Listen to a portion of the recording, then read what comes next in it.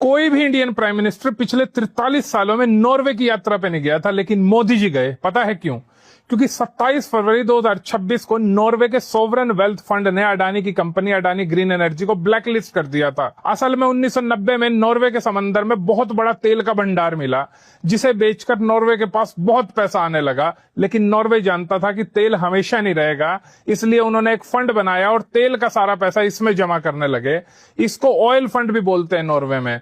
Norway इस fund का पैसा सिर्फ नॉर्वे के बाहर ही इन्वेस्ट करता है, ताकि दुनिया में कितनी ही बुरी हालत हो जाए, चाहे कोई भी आपदा आ जाए, लेकिन उनके देश की अर्थव्यवस्था ना बिगड़े। ये फंड मुख्य रूप से शेयर मार्केट में, दूसरे देशों को लोन देने में, दूसरे देशों में प्रॉपर्टीज और बिल्डिंग्स खरीदने में और रिन्यूएबल एनर्जी प्रोजेक्ट्स जैसे कि सोलर एनर्जी या विंड मिल जैसे प्रोजेक्ट में ही पैसा लगाता है। इस फंड के पास दुनिया भर की लिस्टेड कंपनीज के 1.5% शेयर हैं। एप्पल, माइक्रोसॉफ्ट, अमेजोन, एनवीडिया जैसी 7200 कंपनीज के शेयर है नॉर्वे के इस फंड के पास।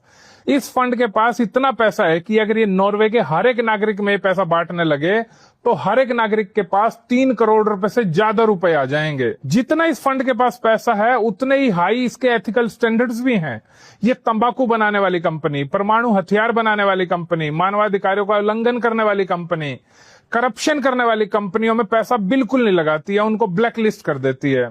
और अडानी पर गंभीर करप्शन लगने और अनफेयर मींस का इस्तेमाल करने के कारण इस कंपनी ने इसको ब्लैक लिस्ट कर दिया था। अब आप क्रोनोलॉजी समझिए। 43 साल से कोई प्रधानमंत्री नॉर्वे नहीं गया।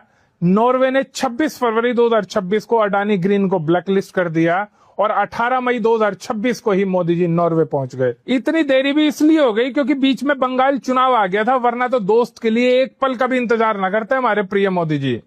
अभी भी आपको लगता है कि ये देश का प्रधानमंत्री आपके लिए काम कर रहा है? ये बात तो सबको पता ही होगी कि अमेरिका में अडानी के खिलाफ 2000 करोड़ रुपए की रिश्वत देने का केस चला, तो अमेरिका से ट्रेड डील कर ली गई। अमेरिका की एग्रीकल्चरल कंपनीज के दरवाजे इंडिया के लिए खोल दिए गए। अमेरिका में इंडियन कंपनीज पर टैरिफ लगा दिया गया और बदले में इंडिया को कुछ भी नहीं मिला। इसके बावजूद ट्रंप ने इंडिया को हेल होल यानी कि नर्क बताया। उसने कहा कि मैं नरेंद्र मोदी का करियर 1 सेकंड में खत्म कर सकता हूं। उसने इंडिया को डेड इकोनॉमी तक बताया, लेकिन हमने कुछ नहीं किया। और उसके कुछ दिन बाद ही अमेरिका की कोर्ट ने अडानी का केस परमानेंटली बंद कर दिया और अब अडानी अमेरिका में 1 अरब डॉलर यानी कि 1 लाख करोड़ रुपए इन्वेस्ट करेगा। अभी भी कोई शक है क्या आप लोगों को कि अडानी को बचाने के लिए इस देश के सम्मान को बेचा जा रहा है?